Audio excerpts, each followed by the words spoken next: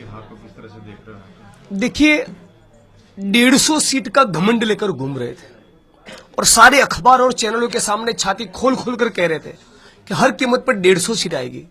चकनाचूर हो गया ना घमंड। 99 पे 2 डिजिट बाकी रुक गए। यही हाल 2019 में होने वाला, वो पता अभी से चल गया है। इसलिए कमलम में आपको एक भी बंदा नहीं मिलेगा आज, कोई भी फटाके नहीं जला रहे। ठीक है, तो मैं मानता हूं मोरली बहुत बड़ी विक्ट्री है। उनकी सरकार बनी लेकिन केवल 7 सीटों से। यदि 99 में से 6-7 सीट कम हो जाती तो वो घर आते। तो हम लोगों का मानना है कि हमारी लड़ाई की भी एक बहुत बड़ी जीत हुई है। आने वाले दिनों में संघर्ष को और भी तेज करेंगे, असेंबली में भी हल्ला बोल करेंगे, सड़कों पर भी करेंगे और 2019 में भी उनको घेरेंगे। और उनको प्रोएक्टिवली सारे चैनलों के माध्यम से ये कहना चाहते हैं कि मोदी जी बहुत पका रहे हो, हमको थक गए, आपको सुन सुनकर बहुत बोर कर रहे हैं। हिमालय में चले जाइए, कोई वहां का राम मंदिर पकड़िए और घंटा बजाते रहिए। कांग्रेस ये स्टेटमेंट का आपका विरोध कर रही है कि तो ये उनको इस तरह से स्टेटमेंट नहीं करना है, क्या मान रहे हो? हाँ, तो उनकी राय हो सकती है, नो इश्यू। सबको अपनी अपनी राय रखने का अधिकार है। किस तरह से मुद्दों से आप आगे मोदी जी के आगे? नहीं, देखिए, 2 करोड़ युवा को रोजगार देने का प्रॉमिस दिया था, 4 साल हो गए, तो 8 करोड़ युवा के साथ चीटिंग क्यों किया? आपको जब रोजगार नहीं देना था, इस देश के युवा वर्ग के साथ छल कपट करना था, 420 करनी थी, धोखाधड़ी करनी थी, तो प्रॉमिस नहीं देते ना। 125 करोड़ जनता को बोला कि तुम्हारे बैंक के अकाउंट में 15 लाख आएंगे, 15 पैसा नहीं आया। कुछ तो शर्म आनी चाहिए थी इस देश के प्रधानमंत्री को। प्रधानमंत्री पद की शोभा होती है, उसकी गरिमा भी उन्होंने नहीं रखी। किस तरह से कांग्रेस से आपके स्टेटमेंट से किनारा कर रही है, तो आप क्या किस तरह से माफी मांगने की? अरे, माफी तो प्रधानमंत्री जी को मांगनी चाहिए। 125 करोड़ जनता के साथ चीटिंग किया है भाई। 60 रुपए किलो के भाव बिकने वाली दाल का 160 हो गया, मोदी जी चुप है।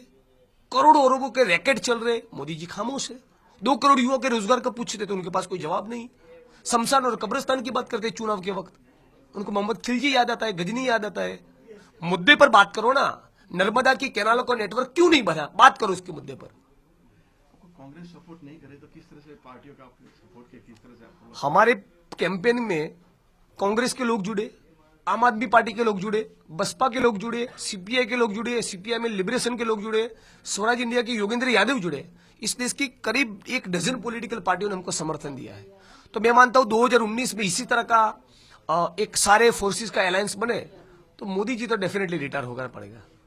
किस तरह से मान रहे हो आगे वाले दिनों में जिस तरह से दलित लीडर की तरफ आप जुड़े हो, तो किस तरह से असेंबली में या सपोर्ट लेके किस तरह से? नहीं, देखिए, असेंबली में जाकर जिन मुद्दों पर सड़कों पर लड़ाई लड़ी, उसी मुद्दे को सड़कों पर उठाएंगे। केवल वडगांव के गरीब लोग नहीं, गुजरात की 6.5 करोड़ जनता में जो भी विकास से वंचित है, उन सभी की आवाज बनने की कोशिश करेंगे और साथ साथ लोगों के डेमोक्रेटिक फंडामेंटल राइट्स के लिए सड़कों की लड़ाई भी लड़ेंगे।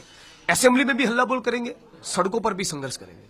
कांग्रेस इतनी पिछड़ी गई लास्ट मूवमेंट पर और इतना रिजल्ट रहा, तो किस तरह से उनके आर पर दिखते हैं? नहीं, उनको और भी मेहनत करनी चाहिए। और मैं मानता हूं हार्दिक हो, अल्पेश हो, मैं हूं, आशा वर्कर है, आंगनबाड़ी की बहन है, किसान है, मजदूर है, युवा है, व्यापारी है, सारे लोगों ने बहुत जमकर मुकाबला किया, बहुत अच्छा तगड़ा संघर्ष दिया।